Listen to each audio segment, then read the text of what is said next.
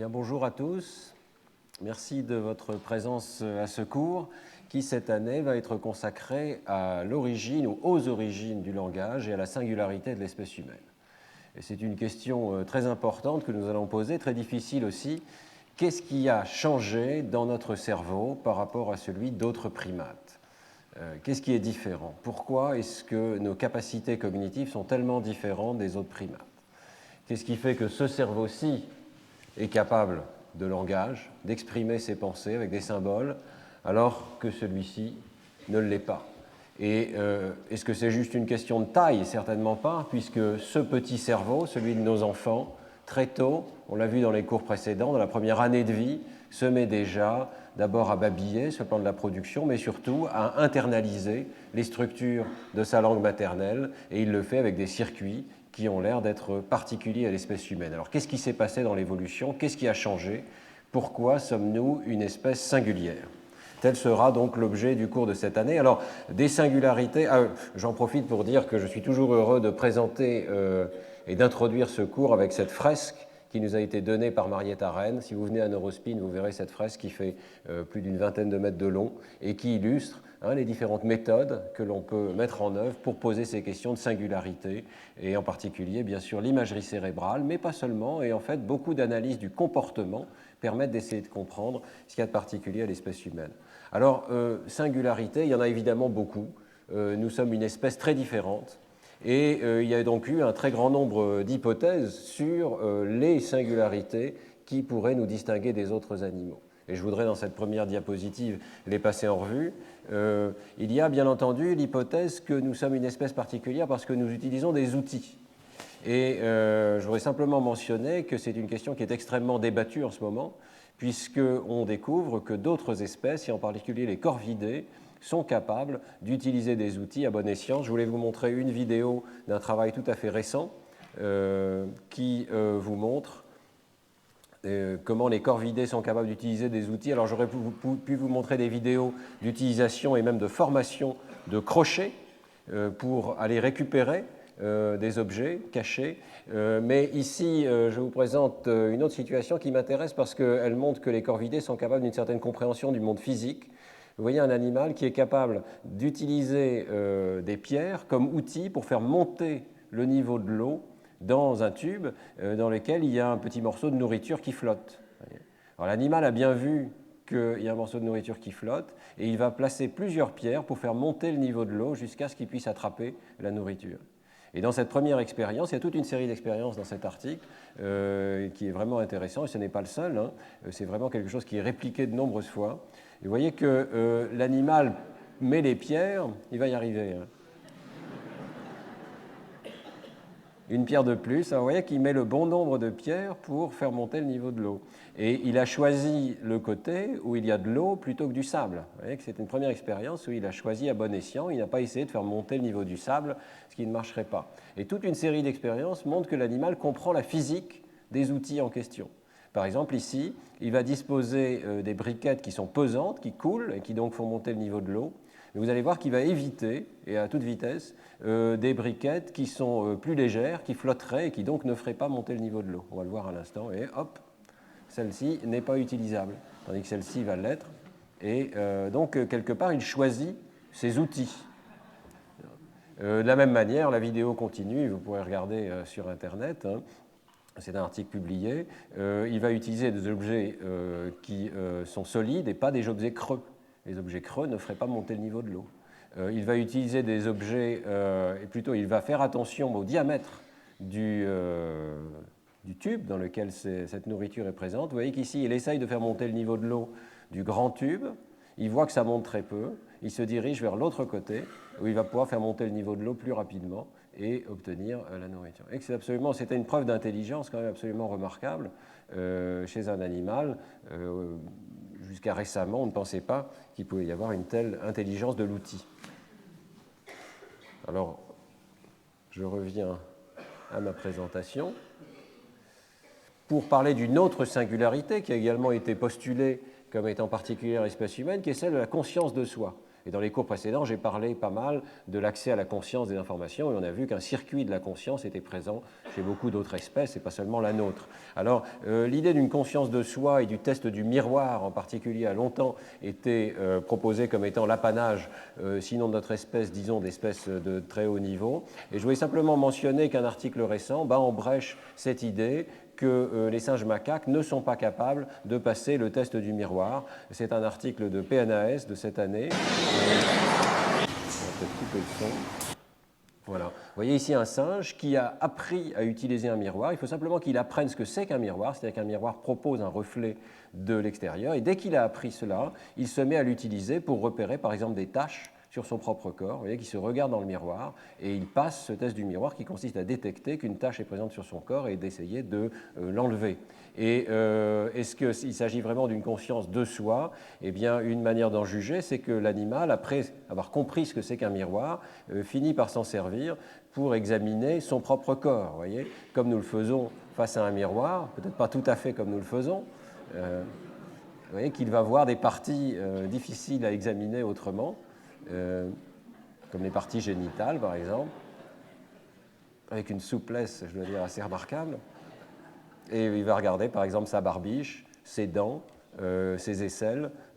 Donc vous voyez que, quelque part, ça veut dire qu'il a une conscience que c'est son propre corps qui est reflété par le miroir. Donc conscience de soi, au moins d'un point de vue minimal. Peut-être pas toute la conscience de soi telle qu'on peut l'avoir avec la métacognition dans l'espèce humaine, mais tout de même passer le test du miroir. Alors, d'autres singularités viennent à l'esprit, c'est le cas de le dire. La théorie de l'esprit, c'est-à-dire la capacité de se représenter les pensées des autres, est encore un des très grands candidats pour la singularité de l'espèce humaine. Éducation, nous sommes la seule espèce à proposer une pédagogie à nos petits et à faire attention, probablement grâce à la théorie de l'esprit, à ce que les enfants savent et ne savent pas, à la manière dont ils peuvent progresser par l'éducation. Créativité exceptionnelle, évidemment, de notre espèce, dans tous les domaines, musical, mathématiques, scientifiques. Nous sommes la seule espèce à essayer de comprendre le monde et à faire des expériences pour le comprendre. Et puis, bien sûr, la question du langage. Alors, ce sera la seule singularité dont je parlerai dans le cours de cette année. Peut-être d'autres cours se pencheront sur ces singularités différentes, mais nous allons parler donc de cette capacité de langage qui est tout à fait particulière. Nous sommes la seule espèce à être capable d'exprimer nos pensées de façon symbolique et de les partager avec les autres de façon détaillée. Il semblerait qu'un très grand nombre de nos pensées, pas toutes, puisque certaines sont non conscientes, mais un très grand nombre de nos pensées, toutes celles qui accèdent à la conscience, nous sommes capables d'essayer de les exprimer et de les partager avec d'autres. Alors cette singularité du langage a été étudiée évidemment depuis de nombreuses années. Je voudrais mentionner deux articles qui proposent des cadres théoriques pour la comprendre. Le premier, c'est celui de Hockett, qui est un linguiste américain, et qui propose toute une série de traits qui seraient caractéristiques de la communication humaine, tout en mentionnant qu'un certain nombre de ces traits sont partagés avec d'autres formes de communication animale, mais que peut-être certains d'entre eux seraient singuliers, propres à notre espèce. Alors voyons rapidement ce qu'il propose. La première caractéristique qu'il singularise, c'est le passage par le canal auditif, lorsque, évidemment, nous communiquons avec d'autres par la voix. Et la transmission isotrope du son qui nous permet de diffuser nos messages tout autour de nous par le biais de ce canal auditif. Et ce qui implique, troisième caractéristique, un caractère transitoire, c'est-à-dire que les messages que nous exprimons s'évaporent à mesure qu'ils sont transmis par le canal auditif. Alors évidemment, ces trois propriétés ne sont en rien particulières à l'espèce humaine puisqu'elles sont propres à toutes les espèces qui utilisent le canal sonore. Et je trouve aussi que ce n'est pas très approprié ici de la part de Hockett, puisque nous savons maintenant que la langue des signes est une langue à part entière et qu'il est tout à fait possible donc de communiquer de façon non vocale dans l'espèce humaine. Donc ces trois traits-là, personnellement, ne me paraissent pas très centraux pour la communication humaine. Alors après, il y a d'autres aspects qui sont peut-être plus intéressants. Interchangeabilité.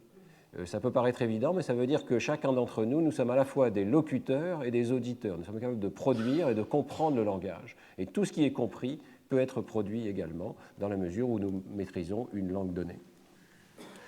Feedback total, ça veut dire que le locuteur entend ce qu'il émet. Il est capable de s'entendre lui-même. Et spécialisation pour la communication. Ça, c'est un point intéressant. Nous émettons des messages, on peut dire volontairement, en tout cas intentionnellement, pour partager de l'information avec autrui. C'est important parce qu'il pourrait y avoir une forme de communication de façon accidentelle. Par exemple, imaginez que vous faites du jogging, vous mettez à respirer plus rapidement. Il est tout à fait possible que les personnes qui vous entourent reconnaissent que vous êtes essoufflé simplement sur la base de ces messages que vous émettez. Mais ça n'est pas la même chose que la communication vocale qui est intentionnelle. Sémanticité, enfin, et c'est peut-être le point le plus important ici, il existe une relation fixe et stable entre un signal et son sens. Il y a une relation entre signifiant et signifié. Donc les messages que nous émettons ont chacun leur sens qui, à l'intérieur d'une langue donnée, est stable. Alors évidemment, ça n'est pas là encore une propriété particulière à l'espèce humaine. La danse des abeilles, les cris des marmottes, on verra les cris des singes vervés, ont des relations signifiant-signifié. Mais c'est quand même un point très important dans la mesure où notre espèce est peut-être celle qui a le plus grand nombre de messages, en fait un nombre potentiellement infini de messages, on va y venir. Alors, l'espèce humaine est particulière aussi parce que la relation signifiant-signifié, comme l'a évidemment souligné Saussure, a un caractère arbitraire. Il y a une relation purement conventionnelle entre le signal et le sens. Et là, pour le coup, ça nous distingue par exemple de la forme de communication qui existe chez les abeilles. Et la danse des abeilles n'a pas un caractère arbitraire. Il y a un angle particulier qui est indiqué par la danse de l'abeille qui correspond à un angle dans le monde extérieur que l'abeille cherche à communiquer.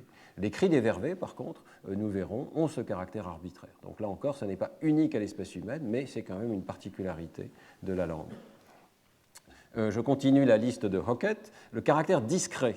Notre communication est fondée sur un petit nombre d'unités discrètes, les phonèmes par exemple, avec un passage abrupt d'une catégorie à l'autre, ce qu'on appelle la perception catégorielle. On peut faire un continuum physique, par exemple entre bas et da, mais l'auditeur va percevoir une discontinuité et des catégories discrètes.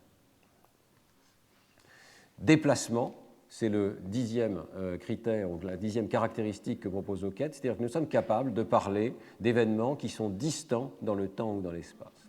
Donc nous sommes capables de parler de choses qui ne sont pas présentes et même de choses imaginaires. Productivité, capacité de produire un nombre infini de messages nouveaux en recombinant un nombre fini d'éléments. Alors ça, c'est peut-être le point le plus important, c'est le point qui a été évidemment souligné par Chomsky et ses collaborateurs et bien d'autres. Il y a cette capacité de générer de l'infini à partir de systèmes de combinaison d'éléments finis, un lexique fini, des phonèmes en nombre fini, etc. Et puis, et je passe à l'élément 13 avant de parler du 12, ce que Martinet a appelé la double articulation. C'est-à-dire que nous avons deux systèmes combinatoires dans le langage. Nous avons un premier système de combinaison de phonèmes qui nous permet de créer des mots, des morphèmes, et puis un deuxième niveau de combinaison qui permet de recombiner ces morphèmes d'un point de vue syntaxique pour former des mots et des phrases. Et là, avoir une architecture arborescente, comme nous en avons parlé dans les cours précédents. Et dernière caractéristique que souligne Hockett, il y a transmission culturelle, c'est-à-dire que ce système n'est pas figé, il est propre à une culture, à une langue particulière. Il y a une faculté de langage qui est générale, mais il y a plusieurs langues spécifiques qui sont transmises de façon culturelle. Alors certaines de ces caractéristiques, on le voit, ne sont pas du tout particulières à l'espèce humaine. Par exemple, sur le plan de la transmission culturelle, lorsque je vous parlerai des chants des oiseaux, nous verrons que la même espèce peut très bien avoir des chants différents et qui sont transmis de façon culturelle. Donc ça n'est pas quelque chose de particulier à l'espèce humaine. Et ce qui est peut-être particulier à l'espèce humaine, c'est l'énorme développement des symboles et cette capacité syntaxique qui nous permet de combiner les symboles pour créer des sens en quantité pratiquement infinie. Alors ce sont les deux caractéristiques donc, sur lesquelles je concentrerai ce cours. Première caractéristique, l'existence d'un système de liens arbitraire, symbolique, bidirectionnel entre signifiant et signifié. Et nous y consacrerons les trois premiers cours. D'abord, dans le cours d'aujourd'hui, je parlerai de la production de ces symboles, la production des vocalisations chez l'homme et chez les autres primates. Puis, dans le deuxième cours, nous parlerons des systèmes qui peuvent exister dans la communication animale spontanée. Et dans le troisième cours, par contre, nous ferons la différence avec les situations où on a essayé d'apprendre activement des symboles nouveaux à l'animal pour essayer d'augmenter son système de communication. Et nous essaierons dans tous ces cas de voir ce qu'il y a de particulier, de différent ou au contraire d'identique dans l'espèce humaine par rapport à d'autres espèces de primates et par rapport à d'autres animaux. Et puis, dans un deuxième temps, pour les trois derniers cours, nous parlerons donc de cet aspect combinatoire. le fait que le langage offre un système combinatoire qui permet de produire une infinité de phrases et qui évoque une infinité possible de sens à partir d'un lexique fini. Alors, je parlerai de l'apprentissage de grammaire artificielle, avec d'abord des études comportementales et ensuite des études d'imagerie cérébrale qui nous donnent des indications sur la manière dont ces grammaires sont codées dans le cerveau. Et dans le dernier cours, je vous parlerai des travaux de mon laboratoire. On a travaillé sur un paradigme particulier qui s'appelle le paradigme local-global, que je vous détaillerai, qui donne des indications sur l'unicité des cerveaux, de l'organisation du cerveau humain.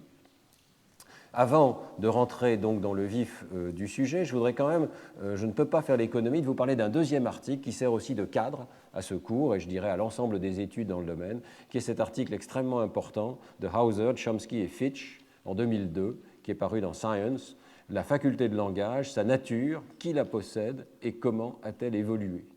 C'est un article fondateur dans lequel les auteurs se posent la question de la détermination des éléments qui sont nécessaires et suffisants pour expliquer que tous les êtres humains possèdent la faculté de langage. Alors, ils proposent un schéma que je reproduis ici dans l'article et qui distingue des éléments externes et des éléments internes à l'organisme. Et la première chose qu'ils font, c'est d'évacuer un certain nombre de propriétés qui sont des facteurs importants, mais qui ne sont pas spécifiques, soit qu'ils soient externes, soit qu'ils soient internes, qui ne sont pas spécifiques à la faculté de langage. Par exemple, il est évident que pour développer un langage à l'intérieur d'un membre de l'espèce humaine, il faut être dans un environnement écologique, physique, culturel et social suffisant. Bien. Il faut aussi disposer de capacités biologiques élémentaires qui sont présentées ici, vous voyez, autour de ce schéma. Ça va de soi, hein. Mémoire, digestion, respiration, circulation, etc., sont des éléments externes à la faculté de langage. Mais même au sein de la faculté de langage, comme une sorte de zoom progressif, l'article nous propose de distinguer une faculté de langage au sens large et une faculté de langage au sens étroit du terme.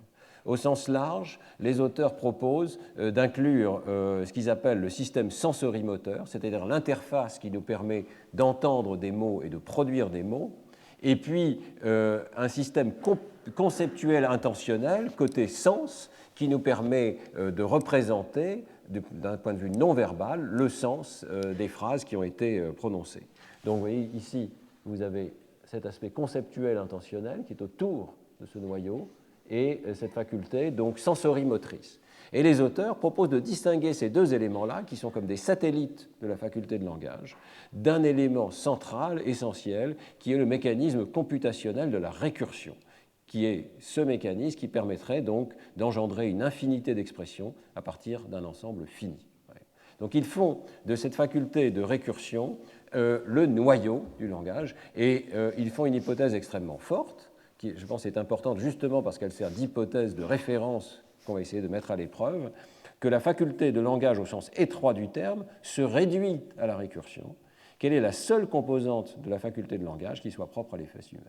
C'est-à-dire que c'est ça qui a changé, ce noyau, cette espèce de machine qui nous permet de combiner les mots entre eux, on en a parlé dans les deux cours précédents, et qui permet de former des représentations arborescentes, enchâssées les unes dans les autres, qui réutilisent leurs propres matériaux pour construire des phrases de plus en plus complexes, et que cette figure ici utilise la phrase classique de Noam Chomsky, hein, « Colorless green ideas sleep furiously ». Vous voyez que c'est une phrase dans laquelle on combine des mots, ça n'a pas de sens, mais ce système, ce moteur central de récursion a la capacité de combiner des mots sans qu'ils aient nécessairement du sens, sans que le tout ait du sens, mais simplement sur la base d'opérations syntaxiques qui donc ont une pleine légitimité. Colorless green ideas sleep furiously, c'est une phrase qui est syntaxiquement correcte, même si elle ne véhicule pas de sens très spécifique. Donc, l'idée d'un noyau. Alors nous verrons que ça n'est pas tout à fait juste, hein, et dans le cours en particulier, le cours d'aujourd'hui, j'explorerai un tout petit peu la capacité de production du langage, et nous verrons qu'il y a quand même des choses qui sont particulières à l'espèce humaine dans ce domaine.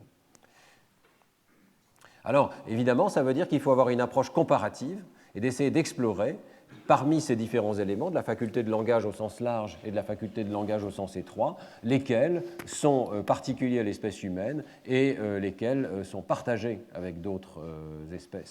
Et j'en profite pour vous présenter donc cet arbre des primates ici, pour vous rappeler, c'est évident, hein, que nous ne descendons pas du singe, mais nous sommes les cousins de certains singes et nous sommes plus ou moins cousins. Nous sommes cousins des grands singes comme les chimpanzés, ce sont les plus proches de nous, mais rappelons quand même que la divergence a eu lieu il y a 6 ou 7 millions d'années. Donc 6 ou 7 millions d'années, c'est déjà énorme. Les autres espèces d'humains ayant disparu, nous ne pouvons plus les étudier. Denisova a disparu, Néandertal a disparu, l'homme de Flores a disparu. Donc nos cousins les plus proches sont déjà assez lointains dans cet arbre de l'évolution. Et ici que nous avons parlé beaucoup des singes macaques, la divergence a eu lieu il y a 25 millions d'années. Il y a une chose qui n'est pas tout à fait juste dans ce diagramme, c'est qu'on a l'impression que tout progresse en direction de l'homme, mais évidemment, cette branche devrait être aussi longue que celle-ci. Donc il y a pu avoir une divergence importante, et il faut le rappeler, nous n'avons pas accès à nos ancêtres communs, nous faisons des inférences sur nos ancêtres communs sur la base des espèces qui sont vivantes aujourd'hui, mais qui ont pu diverger considérablement, elles aussi, de cet ancêtre commun. Alors, en principe, il faut une étude systématique, multi-espèces. On ne peut pas se contenter d'analyser une seule espèce pour conclure à la singularité de l'espèce humaine. Et il faut donc faire très attention et traiter les données qui existent, qui sont fragmentaires, avec une grande prudence. C'est ce que soulignent Hauser, Chomsky et Fitch, je les cite. Ils disent un exemple classique est la perception catégorielle des phonèmes, qui, lorsqu'elle a été découverte, semblait si finement adaptée aux détails de la parole humaine qu'elle devait constituer une adaptation spécifiquement humaine. La perception catégorielle, c'est donc cette faculté d'imposer des frontières nettes entre, par exemple, un bas et un ga, ou un bas et un da, alors qu'il y a un continuum physique de stimuli possibles, mais notre perception impose une frontière entre donc deux symboles extrêmement différents. Eh bien, au départ, on a pensé que c'était vraiment quelque chose de tout à fait adapté et particulier à la perception du langage. Et je continue de citer l'article de Hauser et collaborateurs. Il a fallu quelque temps avant qu'on découvre les mêmes discontinuités perceptives chez le chinchilla, le singe macaque et même chez certains oiseaux, ce qui a conduit à la conclusion exactement opposée. Les fondements de la perception catégorielle sont une caractéristique primitive des vertébrés qui a évolué pour le traitement général de l'audition et non pas pour le traitement spécifique de la parole. Donc on a sur ce point largement changé d'avis, je n'en parlerai pas plus, mais il semble que nous réutilisions pour la perception de la parole un mécanisme de perception catégorielle qui est en fait très général et présent chez de nombreux vertébrés et dont nous avons hérité. Alors dans le cours, nous verrons également aujourd'hui que l'anatomie du larynx n'est plus considérée comme une adaptation susceptible d'expliquer la singularité de l'espèce humaine dans le domaine linguistique. L'anatomie du larynx avait été considérée comme peut-être quelque chose de tout à fait particulier à notre espèce, et nous verrons que c'est beaucoup plus compliqué que ça et qu'en fait, il y a sans doute des évolutions antérieures à l'espèce humaine. Un autre point qui est très intéressant dans l'article de Hauser et collaborateurs, c'est le fait de dire que ce ne sont pas seulement les homologies que nous recherchons, mais peut-être aussi les analogies. Alors, vous savez que c'est une distinction importante. Par homologie, on entend des ressemblances, des similarités entre des traits qui manifestent réellement l'évolution, c'est-à-dire qui nous permettent de remonter à un ancêtre commun qui aurait partagé ce trait avec nous et avec d'autres espèces. Donc on parle à ce moment-là d'homologie.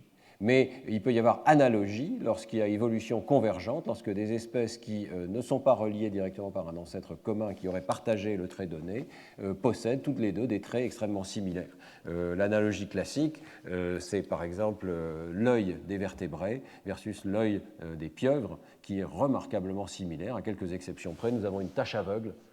Donc nous sommes quelque part moins bien conçus, si je puis dire, par l'évolution que la pieuvre. Mais sinon, vous voyez qu'il y a des parallèles extrêmement importants. Alors, Hauser et collaborateurs font l'argument que même les analogies sont extrêmement informatrices.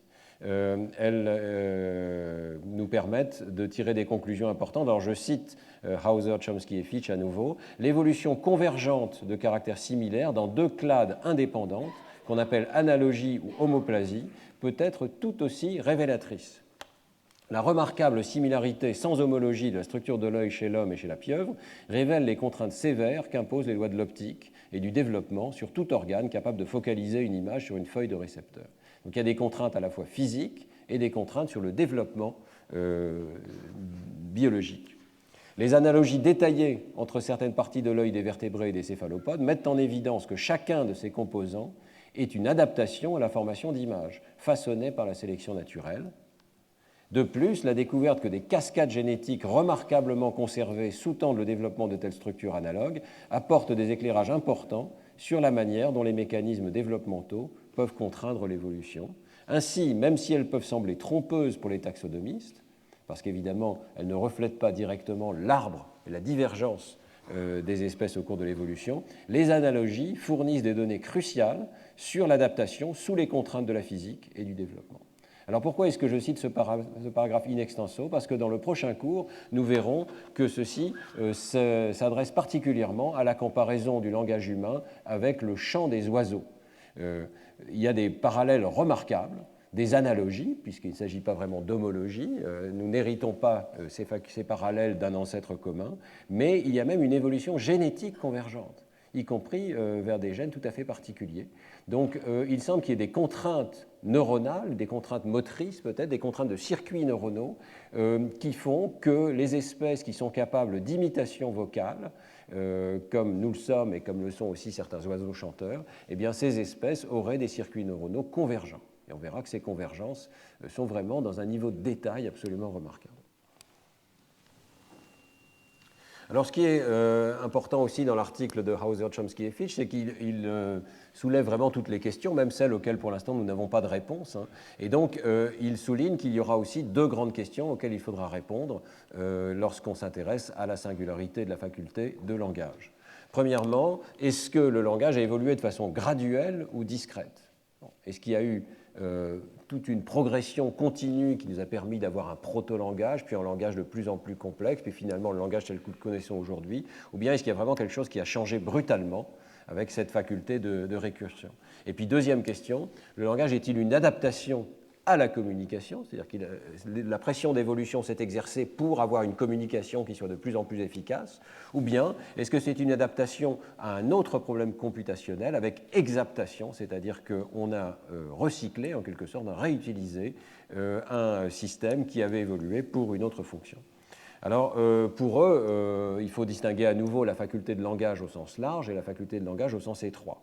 La faculté de langage au sens large possède une longue histoire évolutive qui précède de beaucoup l'émergence du langage humain.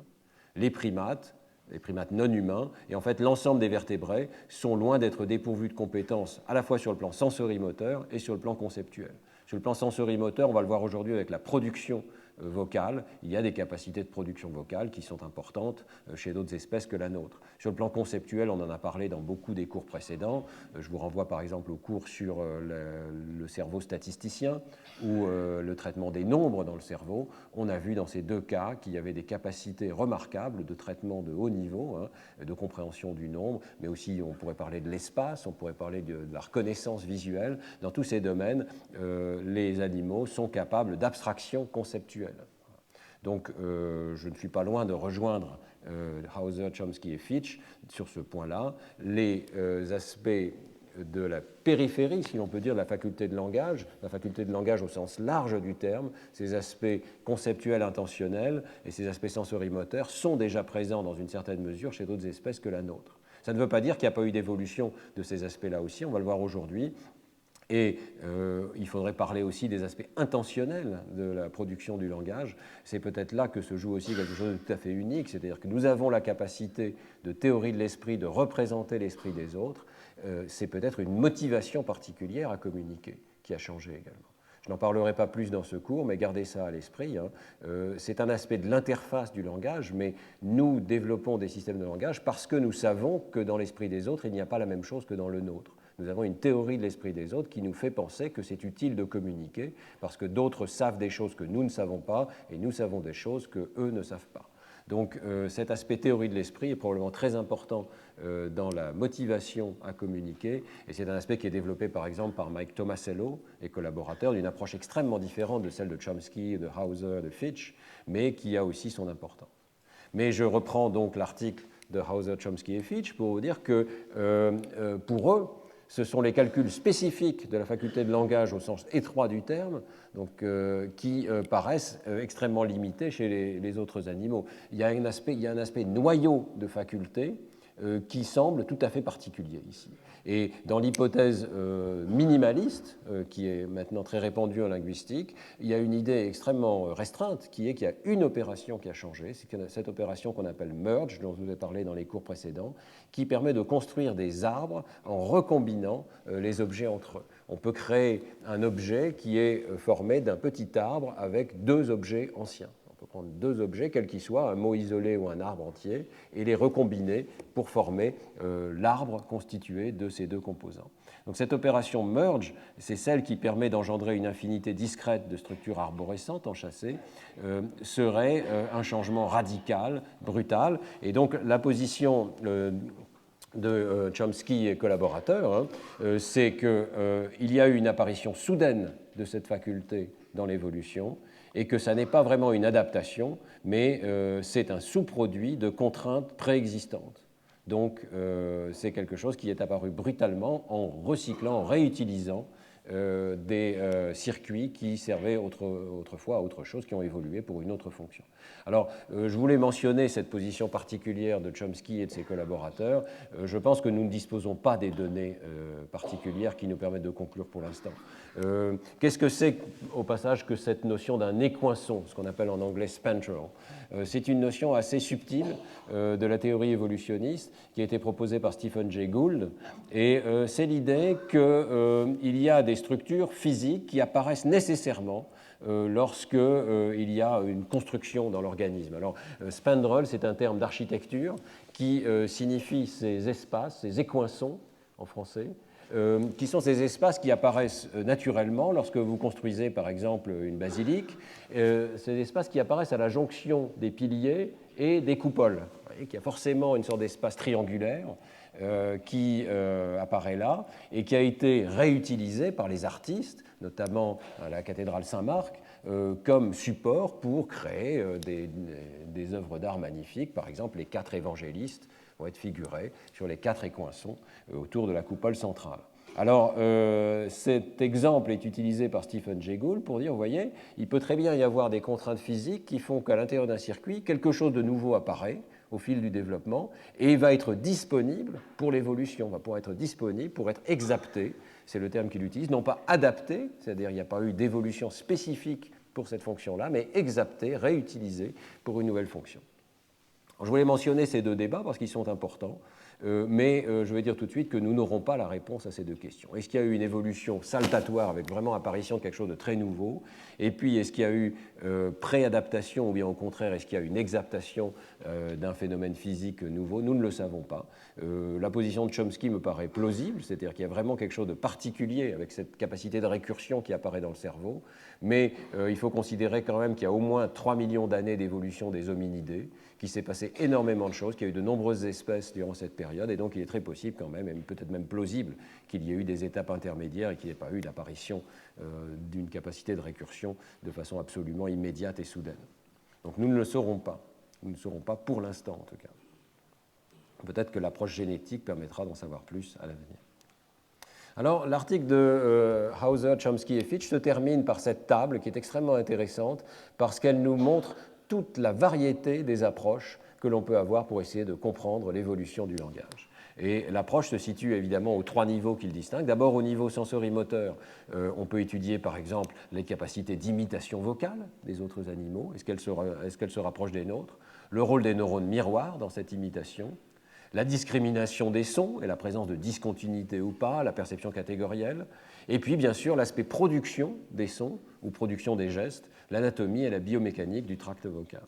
Sur le plan du système conceptuel intentionnel, là encore, énormément d'études sont possibles. On va pouvoir étudier la théorie de l'esprit, ce qui fait qu'on se met à la place de quelqu'un d'autre et qu'on cherche à communiquer avec lui, mais aussi la capacité d'acquérir des concepts et des concepts combinatoires, la capacité de signaler ces concepts sur le plan vocal, et cet aspect qui est quand même très important, la capacité de contrôle volontaire des productions vocales. C'est-à-dire que chez l'homme, lorsque nous produisons du langage, il y a un caractère intentionnel, volontaire. Et chez d'autres animaux, ça n'est pas nécessairement, les productions vocales ne sont pas nécessairement sous le même contrôle volontaire. Elles sont peut-être beaucoup plus réflexes, se propageant un petit peu comme le rire se propage dans une assemblée, c'est-à-dire sans qu'on soit nécessairement sous contrôle de la production que l'on cherche à faire. C'est une question. Est-ce que les animaux ont le même degré de contrôle volontaire? volontaire que nous pouvons avoir dans notre espèce.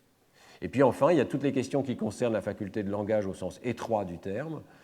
Est-ce qu'il y a des contraintes sur le type de règles que nous sommes capables d'apprendre? Est-ce que nous sommes capables d'apprendre uniquement des règles qui se traduisent par des arbres binaires, par exemple?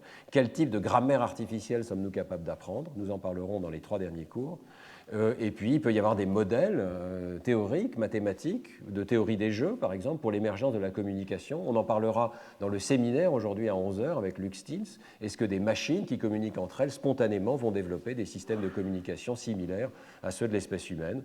Et Hauser, Chomsky et Fitch, de façon intéressante, vont jusqu'à souligner que l'étude du nombre ou l'étude de la perception musicale peuvent être des fenêtres sur l'évolution du langage. Pourquoi? Parce que dans le nombre aussi, comme l'a toujours souligné Chomsky, il y a, au moins dans l'espèce humaine, cette capacité de produire de l'infini à partir d'un nombre fini d'éléments. Avec les 10 chiffres et un système combinatoire, nous sommes capables de parler de nombres en quantité infinie, jusqu'à des nombres extrêmement grands, des nombres qui n'auront aucun rapport avec la réalité physique, mais que nous sommes capables de penser, parce que nous avons ce système combinatoire. Donc en étudiant le système de nombres, on peut peut-être avoir des indications sur le système syntaxique qui est apparu dans l'espèce humaine. De la même manière, la perception musicale, je vous en ai parlé l'an dernier, nous donne des indications qu'il y a là aussi une syntaxe et que peut-être cette syntaxe reflète la capacité linguistique. Alors vous vous souvenez que le cours de l'an dernier avait quand même été nuancé sur son point, puisqu'on avait conclu qu'il y avait effectivement plusieurs langages dans le cerveau humain, langage pour la communication, langage mathématique, langage musical, mais qui ne faisaient pas nécessairement appel aux mêmes aires cérébrales, et qu'en particulier le langage mathématique et le langage parlé faisaient appel à des aires extrêmement différentes dans le cerveau, pratiquement sans aucun recouvrement dans le cerveau. C'est en tout cas la conclusion de certaines des études de mon laboratoire. Donc c'est intéressant d'étudier ces capacités parce que toutes reflètent une capacité combinatoire de langage, mais on s'aperçoit que ça n'est pas forcément le même circuit dans le cerveau et donc peut-être pas exactement la même évolution.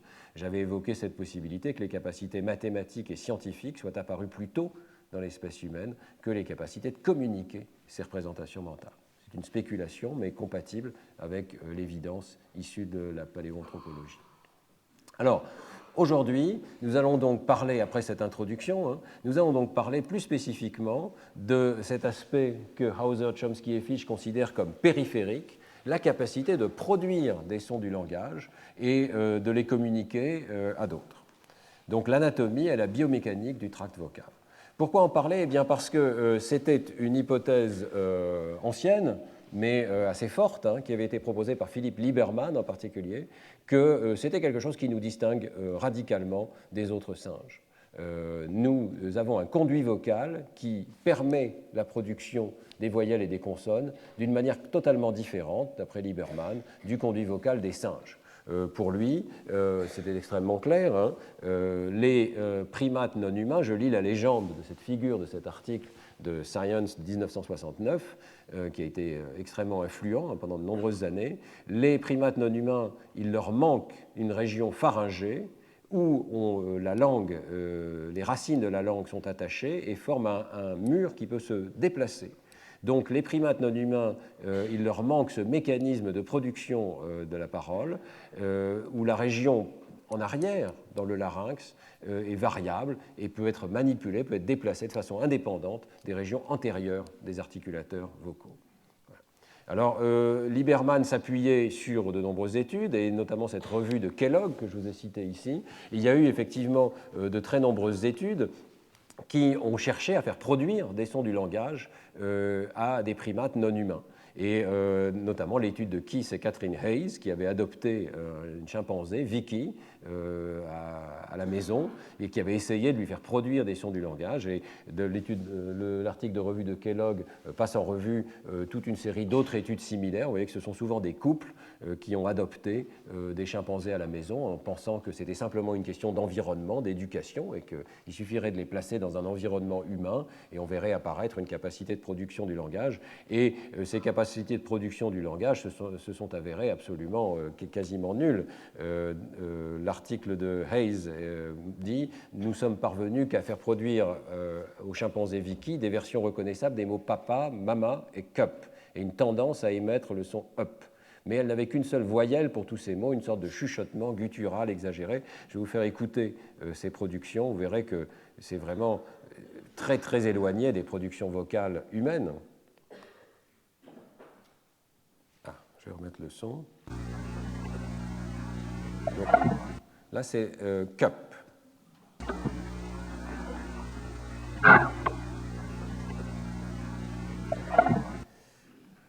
Peut-être que ça s'approche pas mal du mot cup, mais vous allez voir que dans d'autres cas, c'est vraiment très très loin. Là, vous avez, je crois que c'est Monsieur Hayes qui dit mama, Madame Hayes qui dit mama, et puis ensuite on entend Vicky qui dit maman. On entend plutôt quack quack ou quelque chose comme ça. Et vous avez la même chose pour papa. Essayez de vous le faire écouter.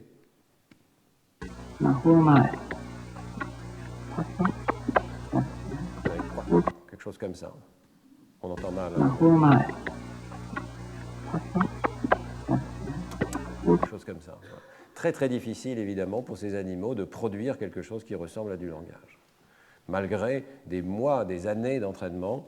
Et donc Kellogg conclut qu'il n'y a pas la moindre suggestion que le chimpanzé, on parle du chimpanzé, hein, pas des singes macaques, hein, essaye de reproduire la moindre vocalisation humaine.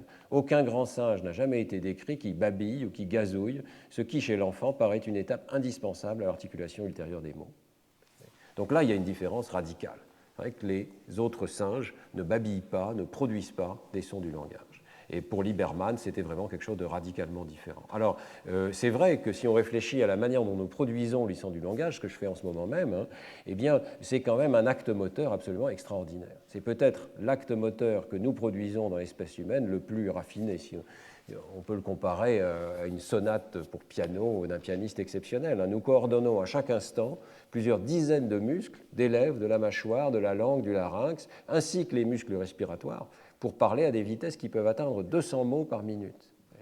J'ai repris ici la table de cet article de Jürgens et collaborateurs qui vous montre tous les muscles qui sont impliqués. Je ne sais pas si c'est même tous les muscles, en tout cas un ensemble considérable de muscles qui sont impliqués, avec une composante dans le larynx, une composante respiratoire et une composante supralaryngée, bien sûr tous les muscles du visage, des lèvres, de la mâchoire qui sont impliqués pour faire ces mouvements.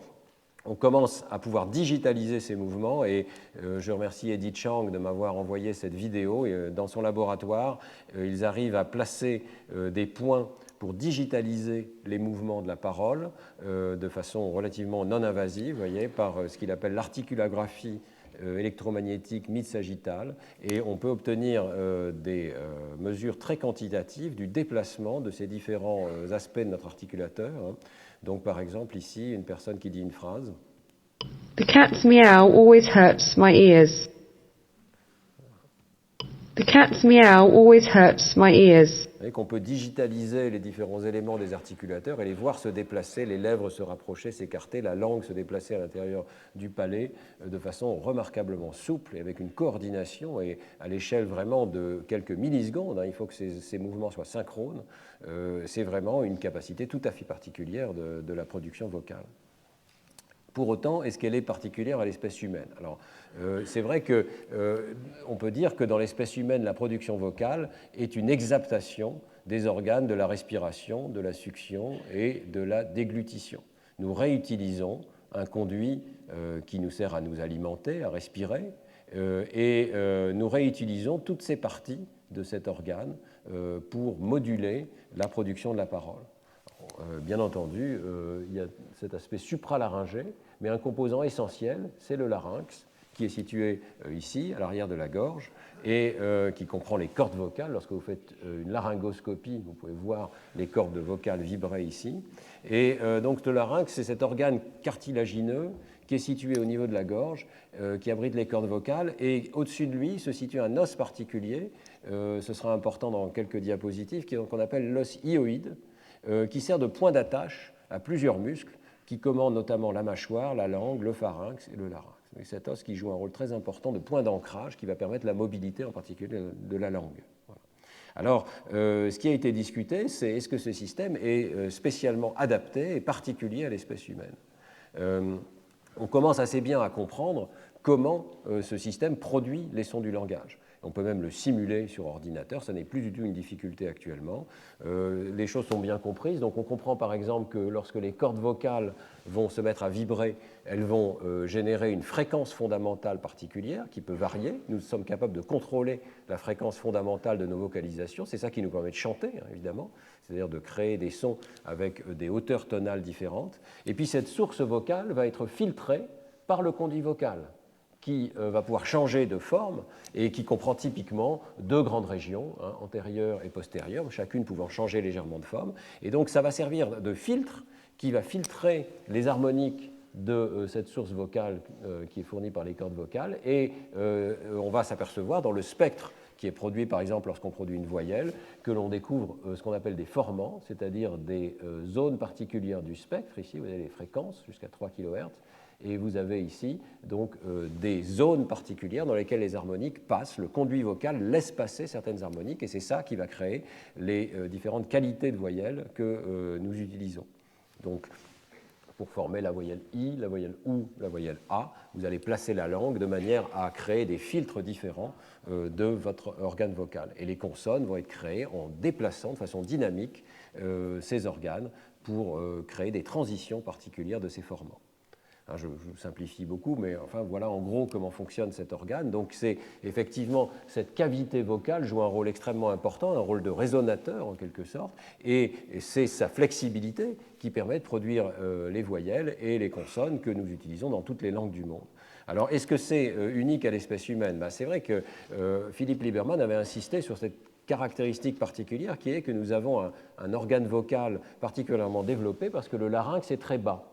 Et comme le larynx est très bas, il y a vraiment deux cavités et deux mesures ici que l'on peut donner, horizontale et verticale, qui définissent un organe d'une taille importante et donc d'une flexibilité particulièrement importante par rapport peut-être à d'autres espèces de primates. C'est vrai que si vous regardez ces mêmes mesures dans un primate non humain, chez le chimpanzé ou chez le singe macaque a fortiori, vous voyez que le larynx n'est pas descendu autant. Donc cette composante verticale est beaucoup moins importante et c'est fait que ces cavités sont peut-être moins flexibles et selon l'hypothèse de Lieberman, c'est cette anatomie particulière, mais alors vraiment extracérébrale de l'organe de production vocale qui expliquerait la singularité de l'espèce humaine dans le domaine du langage.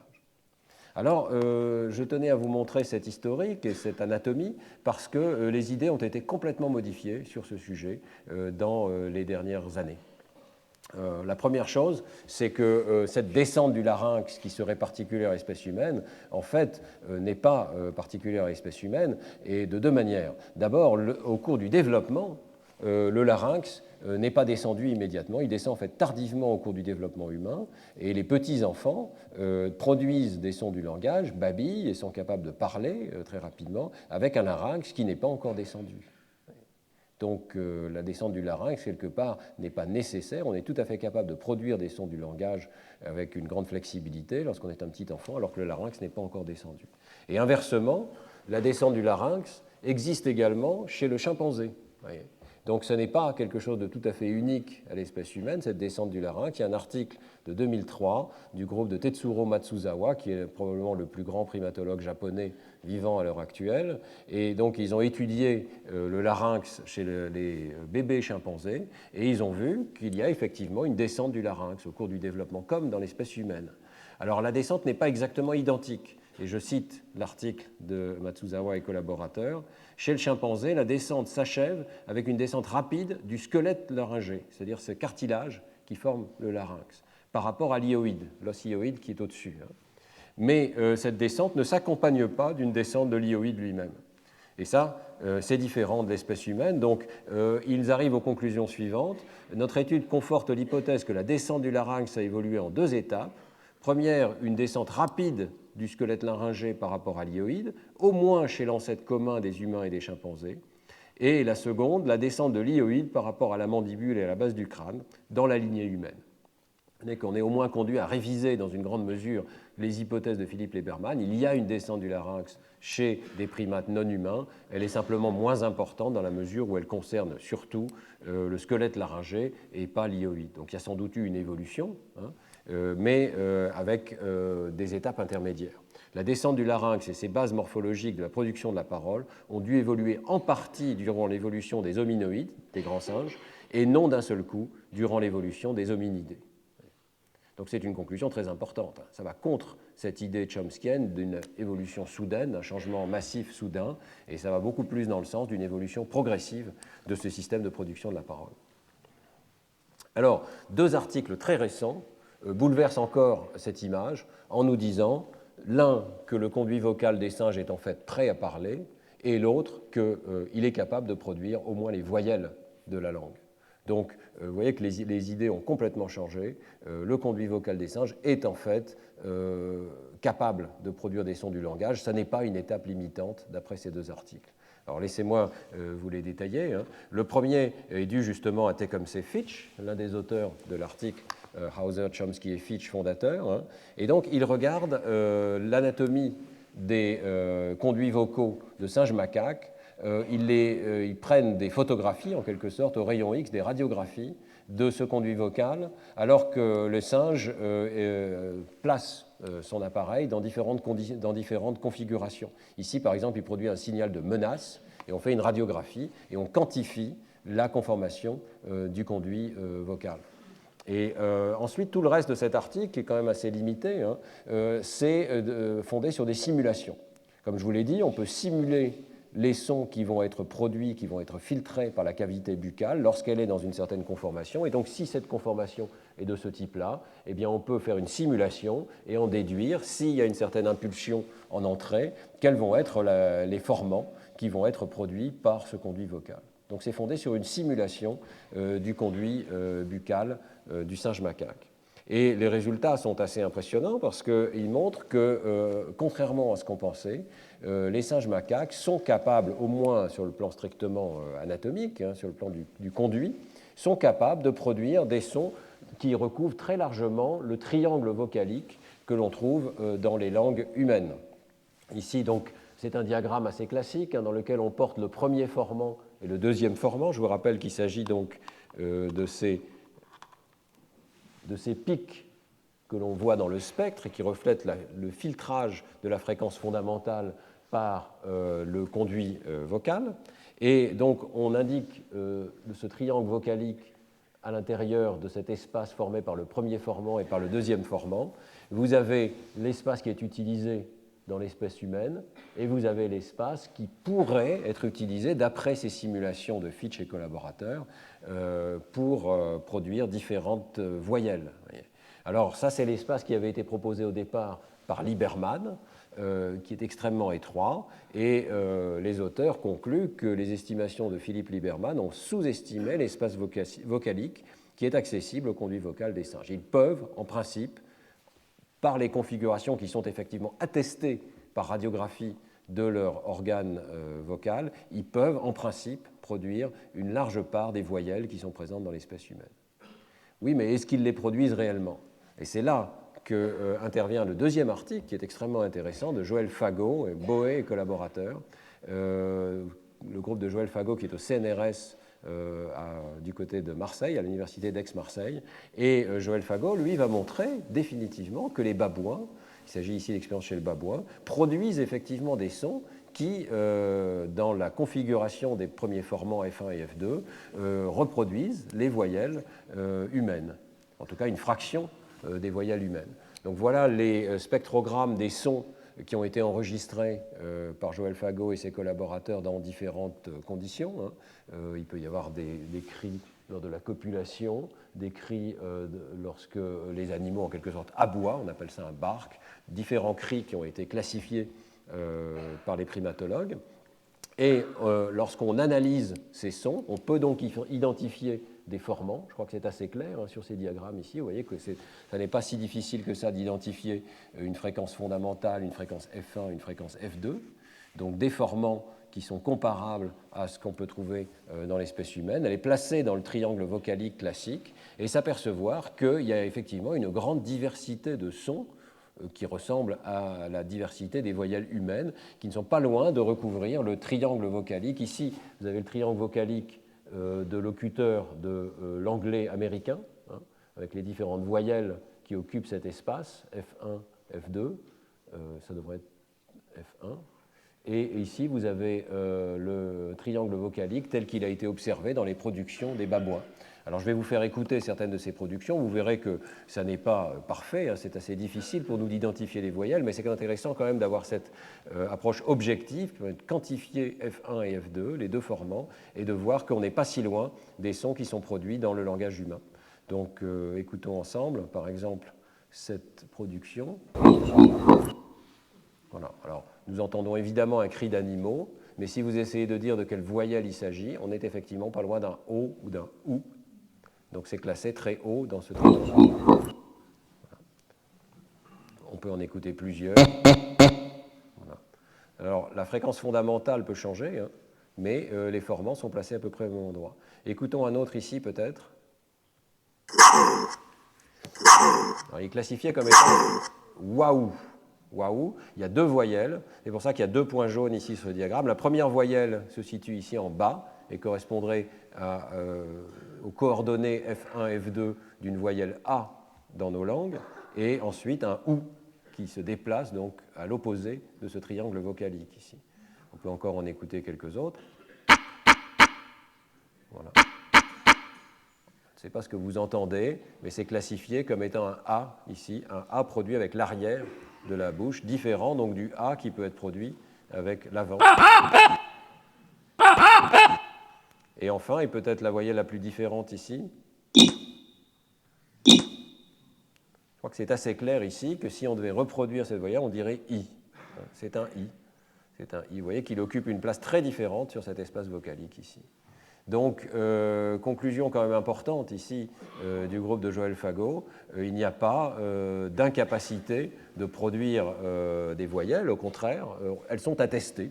Non seulement on peut les simuler, comme l'a fait le groupe de Fitch, mais elles sont attestées dans les productions vocales. Alors, il y a quand même une observation de différence importante qui est faite ici et qui conclut l'article, et je pense que c'est un point important qu'on peut facilement négliger lorsqu'on lit cet article, c'est que la fréquence fondamentale F0 varie beaucoup dans ces cris. Elle varie entre 30 et 600 Hz, ce qui est considérable. 4 octaves, c'est beaucoup plus que les variations qu'on observe dans l'espèce humaine. D'autre part, et c'est une observation intéressante également, il n'y a pas, comme dans l'espèce humaine, de découplage entre la fréquence fondamentale F0 et la fréquence des formants F1 et F2. Au contraire, il y a une corrélation entre les deux. C'est-à-dire que contrairement à l'espèce humaine, vous n'avez pas deux axes de production vocale, la fréquence fondamentale, la voyelle qu'on cherche à produire, mais un seul axe, apparemment, chez ces babouins. Pourquoi est-ce que je dis qu'il y a deux axes? C'est bien parce que vous savez tous que l'on peut chanter des voyelles. Et donc, lorsqu'on chante des voyelles, la fréquence fondamentale change en fonction de la hauteur tonale que l'on cherche à produire, alors que les voyelles restent constantes et on est encore capable de les produire sur la base des formants F1 et F2. Eh bien, ce découplage-là ne semble pas exister chez les babouins, d'après l'étude de Joël Fagot et ses collaborateurs. Donc, il spécule que l'apparition de ce découplage pourrait expliquer l'augmentation considérable des capacités de communication dans l'espèce humaine. Et je les cite, « Nous suggérons que les différentes qualités de voyelles ont été progressivement de plus en plus exploitées pour la communication humaine au fil de l'évolution d'une précision croissante du contrôle du conduit vocal dans la lignée des hominidés. » Autrement dit, ça ne serait pas le conduit vocal lui-même, c'est-à-dire l'aspect physique des articulateurs qui jouent un rôle tellement central, c'est le contrôle de ces articulateurs. Et donc, ça nous ramène évidemment au cerveau, au contrôle moteur de ces circuits. Et je voudrais conclure le cours d'aujourd'hui en vous parlant donc de ce qui se passe au niveau cérébral pour le contrôle des vocalisations. Et nous allons voir que là, il y a des différences quand même très importantes. Alors, on sait depuis longtemps chez le singe qu'il y a au moins deux voies cérébrales pour le contrôle des mouvements de la bouche et de la vocalisation. Et ces deux voies sont représentées ici. Je fais appel à cette revue de Jürgens parue en 2009. Une voie qu'on appelle limbique, qui implique le cortex singulaire, on voit ici, et qui, passant par ce qu'on appelle la substance grise périaquéducale, contrôle des vocalisations émotionnelles. Donc, par exemple, des cris de peur. Et puis, une voie corticomotrice qui implique le cortex moteur et ses voies associées qu'on voit ici, et qui donc a des boucles sous-corticales, putamen, pallidum, thalamus, passage par le cervelet également, pour le contrôle fin du timing, de la temporalité de ces productions vocales, et ensuite, par le biais de la formation réticulée et des neurones moteurs du tronc cérébral, permet de contrôler les articulateurs. Donc deux voies très différentes, et ces deux voies existent aussi chez l'homme. Donc ça c'est important. Chez l'homme, vous pouvez par exemple avoir une lésion du cortex moteur et une incapacité de parler, une incapacité physique de produire des sons du langage, mais les vocalisations émotionnelles peuvent tout à fait rester intactes. Donc vous allez observer des patients qui sont capables de rire ou de pleurer parce que ces vocalisations-là, ces vocalisations émotionnelles, passent par un circuit complètement différent qui est un circuit limbique, contrôlé par le cortex singulaire et la substance grise périaqueducale. Donc deux circuits très différents. Nous avons ces deux circuits dans l'espèce humaine. Mais le circuit moteur, le circuit qui passe par le cortex moteur, a l'air assez différent. Et c'est de cela dont je vais vous parler dans les dernières minutes. Premièrement, chez l'homme, il y a une projection beaucoup plus directe vers les neurones moteurs du tronc cérébral, depuis le cortex moteur vers les neurones moteurs du tronc cérébral. Donc cette étape qui est de passer par la formation réticulée du tronc cérébral peut être chantée en quelque sorte par des projections directes. Et personne ne sait exactement sur le plan computationnel ce que ça change, mais probablement on peut supposer que ça implique un contrôle beaucoup plus fin des articulateurs. On est capable de les contrôler directement. Donc ça, c'est un premier changement important. Deuxième changement important, c'est la localisation du cortex laryngé dans l'espèce humaine. Cette localisation, jusqu'à très récemment, n'était pas bien connue. Et on supposait, à la suite des travaux de Penfield, et je reproduis ici le célèbre homonculus de Penfield, vous savez qu'il y a une projection somatotopique des différents organes du corps sur le cortex moteur, et c'est une projection très étendue. Vous voyez que le contrôle des jambes, de la main, de la face occupe des secteurs extrêmement différents, séparés de plusieurs centimètres de distance sur le cortex, et donc Penfield supposait une localisation ventrale du cortex qui commandait le larynx dans la partie inférieure du sillon précentral, c'est-à-dire ici tout en bas, à proximité de la représentation qu'il avait effectivement observée par stimulation des lèvres, de la mâchoire et de la langue. Il avait observé que si on stimulait à cet endroit-là pendant une chirurgie, on pouvait évoquer des mouvements des lèvres, de la mâchoire et de la langue, et donc il pensait que le contrôle du larynx se situait dans le même endroit. Et c'est seulement récemment qu'on s'est aperçu que si on faisait de l'imagerie cérébrale de la production de la parole, eh bien on observait en fait des activations beaucoup plus dorsales, vous voyez ici, à la fois dans l'air 4, bilatéral, dans le sillon central, et puis dans l'air 6, avec une latéralisation apparente à gauche dans le cortex précentral. Donc des localisations qui sont beaucoup plus dorsales que cette représentation très ventrale ici, qui serait quelque part par ici, pour le mouvement des articulateurs. Et cette idée d'une région laryngée dorsale vient d'être très largement soutenue par un travail remarquable d'Edith Chang, qui est paru dans Nature en 2013, qui a regardé à nouveau, avec des enregistrements intracérébraux chez les patients épileptiques, l'organisation fonctionnelle du cortex sensorimoteur humain. Donc je vous rappelle, j'avais souvent fait appel aux travaux d'Edith Chang dans ce travail, dans ce cours sur le langage, parce qu'il est capable de faire des enregistrements de très haute densité, soit pendant une chirurgie, soit chez les patients épileptiques plusieurs jours après la chirurgie. Et ici, dans ce travail, il regarde la production du langage. Il est demandé aux patients de produire toute une série de syllabes, ba, da, ga, etc. Et il dispose aussi d'un système tout à fait particulier, c'est ça qui a vraiment permis de faire un progrès important. Il enregistre les productions des patients et il a un logiciel qui permet d'inverser et de retrouver les gestes articulatoires plausibles qui ont conduit à cette production acoustique. Donc, partant de l'acoustique, on peut reconstruire le geste moteur et la position et la dynamique des différents articulateurs. Ce que je vous ai montré tout à l'heure, c'était l'un des travaux qui permettait de conduire à cet inverseur. Alors, sur cette base-là, ils arrivent ensuite à corréler les productions acoustiques avec des gestes moteurs et ces gestes moteurs avec l'activité du cortex. Et ils s'aperçoivent qu'effectivement, il y a des territoires légèrement différents pour les corrélats de la production de mouvements des lèvres, mouvements de la langue, mouvement de la mâchoire, et vous voyez que pour le larynx, on observe deux sites différents dans le cortex moteur ici. Ce qui est reproduit dans cette carte ici, c'est les croix noires représentent les activations qui sont évoquées lorsque la personne produit des sons qui nécessitent des mouvements du larynx. Alors c'est extrêmement intéressant, il y a deux sites différents, un site ventral comme le pensait Penfield, et un site beaucoup plus dorsal. Et Edith Chang et son groupe font remarquer que le larynx sert à produire différents aspects des vocalisations, à la fois le voisement, mais aussi la hauteur, et donc les variations de prosodie. Et ils font l'hypothèse que peut-être cette région dorsale jouerait un rôle spécifique dans l'un ou l'autre de ces aspects. Et en fait, ils s'aperçoivent que, sur la base d'expériences spécifiques qui sont en cours de publication, et je dois dire que je remercie particulièrement Edith Chang de m'avoir permis de présenter ces données aujourd'hui, celles-ci sont publiées, mais la diapositive suivante ne l'est pas, que la région dorsale laryngée joue un rôle particulier dans la production de la prosodie.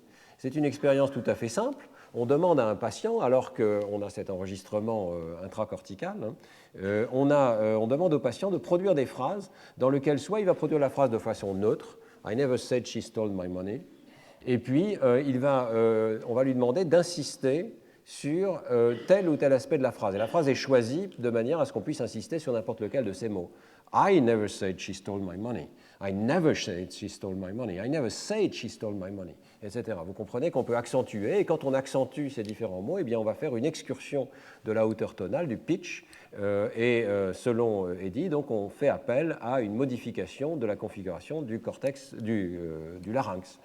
Et effectivement, Edith Chang observe qu'il y a des corrélations très très nettes entre ces variations de hauteur tonale, qui sont ici en bleu, donc à mesure que l'on produit des phrases où on accentue ces différents mots, et de façon parfaitement corrélée, l'activité gamma, donc l'activité qui reflète de façon indirecte les neurones sous-jacents, les décharges neuronales des neurones sous-jacents, se déplace, voyez, de manière à rester au moment où la personne doit contrôler ces variations de hauteur tonale. Et les corrélats neuronaux donc, de cette modulation de l'activité gamma en fonction du pitch de ces phrases, vous voyez qu'ils sont très particulièrement denses dans le cortex laryngé dorsal, cette nouvelle région dorsale. Donc il y a vraiment quelque chose de particulier vis-à-vis du contrôle de la prosodie dans cette région. Et ce travail-là n'est pas publié, mais j'attire votre attention. Ah oui, très important, ces électrodes interviennent également lorsque la personne chante. Lorsque nous chantons, c'est vraiment cette partie-là du cortex laryngé qui intervient pour contrôler donc, la hauteur tonale. Donc il y aurait deux régions pour le contrôle du larynx. J'en profite pour dire que donc, le travail de Edith Chang publié cette année est très intéressant, là encore dans Science, 2017, regarde l'aspect de réception, cette fois-ci, de la prosodie. Donc on fait à cette fois-ci écouter au patient le même genre de phrase dans lequel on insiste sur tel ou tel mot et avec donc une excursion particulière de la fréquence F0. Donc par exemple des phrases dans lesquelles on dit « Humans value genuine behavior »,« Humans value genuine behavior »,« Humans value genuine behavior ». Et vous voyez que là encore, on observe des réponses gamma qui se déplacent en fonction du moment où se situe cette accentuation prosodique. Et les électrodes qui répondent à ces variations de prosodie, donc cette fois-ci l'aspect réceptif de la prosodie, se situent dans le cortex temporal supérieur, entremêlés avec les électrodes dont je vous avais parlé dans un autre cours, qui répondent aux phonèmes. Donc il y a certaines électrodes qui répondent à des phonèmes bien spécifiques et d'autres électrodes qui répondent à tous les phonèmes et qui répondent aux modulations de la prosodie. Et les deux sont entremêlés. Mais ce qui est intéressant dans le nouveau travail, c'est qu'il suggère également que le cortex laryngé dorsal répond également non seulement à la production de la parole, mais aussi à la réception de la prosodie. Donc dans ce paradigme de modulation prosodique, lorsqu'on a des électrodes dorsales, on peut observer ces réponses corrélées avec la réception de la prosodie. Donc ça veut dire que ce cortex laryngé, non seulement est impliqué dans la production de la parole, mais en fait, il est impliqué aussi dans la réception de la parole. Il joue un rôle miroir, en quelque sorte. Il joue un rôle dans les deux aspects, production et perception. Et j'en profite pour vous signaler deux travaux du laboratoire que j'avais mentionnés dans les années passées, qui suggèrent que ce cortex joue peut-être un rôle plus important à l'intérieur de ce circuit général du langage. Donc, je vous avais montré cette image l'année dernière. C'est une image obtenue toute récemment sur la base, là encore, d'enregistrements intracrâniens chez les patients épileptiques. Et nous avions montré que toutes les électrodes qui sont en rouge ici modulent leur activité en fonction de la structure syntaxique de la phrase. Si vous vous souvenez, elles augmentent d'activité pour des mots qu'on ne peut pas intégrer syntaxiquement et elles baissent soudainement d'activité lorsqu'on peut intégrer ces mots dans une structure syntaxique. Et nous étions surpris de voir qu'il y avait des activations très dorsales, vous voyez ici. Nous attendions sur la base de résultats d'IRM, en particulier à ces activations dans le sillon temporal supérieur et dans la région de Broca, mais à notre grande surprise, nous avions aussi observé ces activations dans le sillon central et dans la région précentrale plus antérieure ici. eh bien, ça correspond assez bien à ces observations d'un cortex laryngé lié à la production de la parole, mais qui est peut-être impliqué ici aussi dans la réception de phrases qui sont cette fois-ci écrites. Et ce n'est pas la première fois que nous voyons des activations dans cette région. Dans un travail antérieur avec Philippe Pinel, nous avions observé non seulement que ces régions pouvaient s'activer au cours de la lecture, mais que leur activité pouvait être modulée suivant les variants génétiques d'un gène qui joue un rôle important dans le langage, qu'on discutera dans les cours suivants, le gène FOXP2. Et donc des personnes, il y avait ici 94 sujets qui varient dans leur polymorphisme du gène FOXP2, eh bien, ont des activations légèrement différentes, modulées, dans une partie du cortex. Alors, on avait trouvé des modulations dans le cortex frontal inférieur gauche, dans cette région générale qu'on appelle la région de Broca, mais nous avions aussi observé une modulation beaucoup plus dorsale. Et à l'époque, j'avoue que je ne comprenais pas du tout pourquoi on observait une modulation aussi dorsale. Je me demande maintenant si nous n'avons pas observé une contribution du cortex dorsal laryngé à la réception de la parole, et ici à la réception de phrases écrites en lecture. Mais ce n'est pas impossible de penser que même en lecture, il y a une reconstruction mentale de la prosodie. Après tout, nous devons reconstituer la phrase, et la prosodie, ce n'est pas seulement des variations émotionnelles, mais c'est surtout des variations syntaxiques, c'est-à-dire ça reflète vraiment la structure syntaxique de la phrase. Donc on peut penser que ce cortex intervient peut-être dans la reconstruction de l'organisation de la phrase, et en tout cas, il est clairement activé dans plusieurs études lorsque nous lisons des phrases. Alors, j'arrive donc à la synthèse de ce que je vous ai dit aujourd'hui. D'abord, donc sur le plan du cortex laryngé chez l'homme et chez le singe macaque, c'est tout à fait clair qu'il y a des différences importantes. Donc, on ne peut pas dire c'est un système sensorimoteur, il est complètement partagé avec les autres espèces, comme le disent peut-être Hauser, Chomsky et Fitch. On ne peut pas dire non plus, comme le dit Lieberman, c'est quelque chose d'unique à l'espèce humaine. On est là dans un système qui a à la fois des similarités et des différences. Donc, je vous rappelle ces différences. D'abord, cette existence de projection directe du cortex humain vers les neurones moteurs du tronc cérébral. Ça, c'est une autre image d'une autre revue intéressante de Simonian et collaborateurs, où on voit ici ces projections directes vers ce qu'on appelle le nucleus ambiguus, qui contient les neurones moteurs responsables des mouvements du larynx en particulier. Chez le primate non humain, les projections corticales ont toujours un relais dans la formation réticulée du tronc cérébral avant d'aller vers ces neurones moteurs du nucleus ambiguus. Donc un contrôle beaucoup plus fin. Deuxièmement, le secteur du cortex humain où la stimulation évoque des vocalisations est nettement dorsal dans le cortex moteur. Et c'est ce cortex dorsal laryngé. Chez le singe macaque, le cortex laryngé est situé beaucoup plus bas et dans la région prémotrice, l'aire 6 de Brodmann, 6VR, F5, suivant les terminologies. Et surtout, la stimulation de cette région, chez le singe, n'entraîne pas de vocalisation. Elle entraîne des contractions des différents muscles du larynx. Il y a donc un code neural qui a dû changer aussi. Le code neural chez l'homme, lorsqu'on l'excite, va exciter des vocalisations, alors que chez le singe, il va plutôt exciter des mouvements qui ont à voir sans doute avec la déglutition, la respiration, etc. Par contre, on a longtemps pensé que cette région ne contenait pas de neurones qui répondent aux vocalisations. Je n'aurai pas le temps de vous le montrer, mais c'est clairement montré que c'est faux. Cette région contient des neurones qui ont à voir avec les vocalisations chez des singes qui sont entraînés à produire des vocalisations. Je vous renvoie aux travaux d'Andreas Nieder, qui a réussi à faire produire des vocalisations aux singes macaques et montrer que cette région contenait des neurones qui corrèlent avec les productions. Donc, simplement, ce n'est pas le même cortex que celui qui est utilisé dans l'espèce humaine pour contrôler les mouvements du larynx, et notamment ceux qui ont à voir avec la prosodie. Les choses ont donc changé.